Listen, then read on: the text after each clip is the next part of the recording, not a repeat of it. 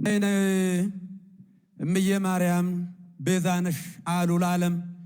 እመቤታችን ቤዛ አይደላችም። ቤዛ ልጇ ነው። አትደንግጡ።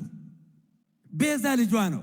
ነይ ነይ ቤዛ ነሽ አሉ ለዓለም ተብሎ አይሰበክም። ቤዛ ተቀዳሚ ተከታይ የሌለው አንድ የእግዚአብሔር ልጅ ብቻ ነው። መጽሐፍ ቅዱስ አውጡ ዕብራውያን ምዕራፍ 9 ቁጥር 11 ላይ በፍጹም የዋህነትና በፍጹም ቅንነት ያዘኑ የተከዙ በዚህ ጉዳይ ላይ እንዴት ያሉ የዋሃንና ንጹሃን ቅዱሳን ምእመናንን ከልብ ይቅርታ ጠይቃለሁ። ቤተክርስቲያንም ደግሞ በዚህ ጉዳይ ስሟ በመነሳቷ ታላቋ ቤተክርስቲያን ይቅርታ ልጠይቃት እወዳለሁ።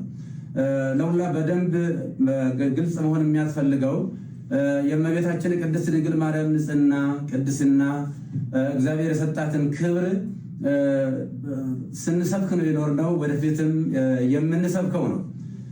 ለምሳሌ እመቤታችን ቅድስት ድንግል ማርያም እስራኤል ቀይ ባህርን ሲሻገሩ ውሃ ሳያረጥባቸው ጭቃ ሳይነካቸው በደረቅ መሬት እንዳሻገረ ሁሉ በብሉይ ኪዳን ጥንተ አብሶ ካለባቸው ወላጆቿ እሱ በመለኮታዊ ኪነ ጥበቡ ጠብቆ አስውቦ አሳምሮ የፈጠራት እጅግ ውድ ናለች።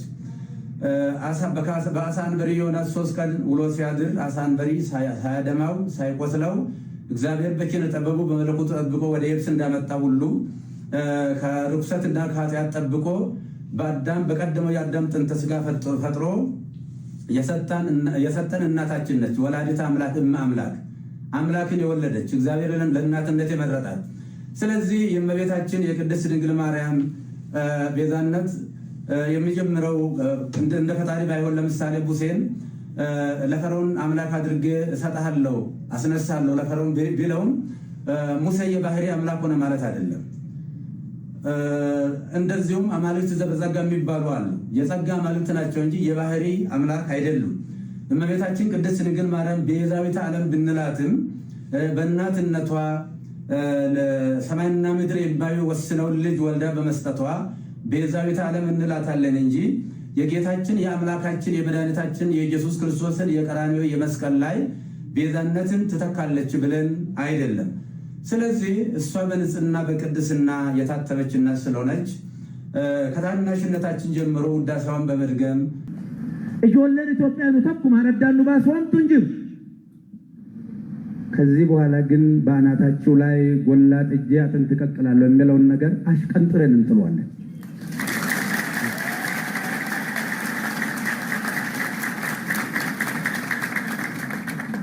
ጎላውን እዛ የጣደበት ይጣድ። ሲፈልግ ድንጋይ ይቀቅል፣ ሲፈልግ ራሱ ሊቀቅል። በቃ እኛ ራሳችን በቃ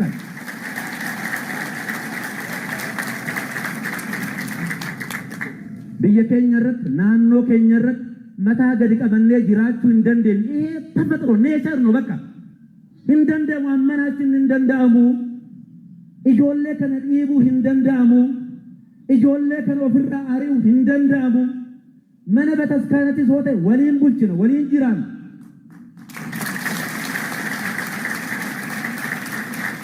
እስከ ለህ ወይረስ የተደገኛ አምላኬ እስከ ነግር መዝራዕተ ካለ ትውልደ ትውልድ ኃይለከኒ ወዝልከከኒ ወፍታኪ ሐመንዱ ሎሙት ሐመንዱት አትነኒ ሲኒ አትነንገትኒ እክለ ሁንደቱ አመን ሙቴ እገየቱኔ ወፍታከኒ ኢየሱስ ክርስቶስ አባቴ አንዱም የኃጢአትና የሞት መድኃኒት ሕይወት የሆነ ቤዛ የሆነ እስከ ተሳተ የወደደን የፈለገን አምላካችን መድኃኒታችን ኢየሱስ ክርስቶስን ለዓለም እስክናስተዋውቅ ድረስ ልብ በሉ። ቅድም እንደተናገርኩ አክመዱ ወጥሩ በከቱ ማን ያመጥኩኒ አንዱ ኡሜቦት ኑትሽኑም ለ ሃኒሺ እስተ ጎፍታ ከኛ ኢየሱስ ክርስቶስ ኢልሞ ዋቀት ኑ ከንጅራኑ ማድራፍ የሮጀኔ መንድ በተስካና ኦርቶዶክሲ ኩን ዋንጅራቱ ጅራነ ማለ ኑ ጅራነን ሲኒ እንዱብነ አባንቺ ይገነርሺ ጃሬ አንቺ አደ ጎፍታ ከኛ ኢየሱስ ክርስቶስ ከናፉ ኑራ ሁንደ ከኘራ ዱርሴ ሀኔገሙ ተኩማ ዱረተኩማ በቀሰንቱ ጀርሱም ነመ ቤቃ ነመ ኩማ ሰደት ወንጌል እንስበክ። እንደራጅ። ሌላውን ነገር አይደለም፣ እኛ ምንም አንፈልግም። እኛ ዕድሜ ልካችን ቡትት ላይ ነው የምንጨቃጨቀው፣ ባንዲራ ላይ። ቤተ ክርስቲያን እዚህ ውስጥ ከገባች የእግዚአብሔርን ልጅ ደም ረስታለች ማለት ነው። የእኛ ባንዲራ ይሄ መስቀል ነው። ዋናው እሱም የሚያሳየን ክርስቶስን ነው። ስለዚህ በየክብረ በዓሉ በማይረባ በማይጠቅም ምድራዊ በሆነ ነገር ከመጨቃጨቅ ይልቅ ከዚህ ጣጣ ወጥተን፣ እንደምታውቁት ሌብነቱ ከበቂ በላይ ሴራው፣ የሴራ ትንታንና ንድፈ ሐሳቡ፣ ዘረኝነቱ፣ ጽንፈኝነቱ፣ ክፋቱ፣ ጉበኝነቱ ከበቂ በላይ አዳራሹ ሞልቶ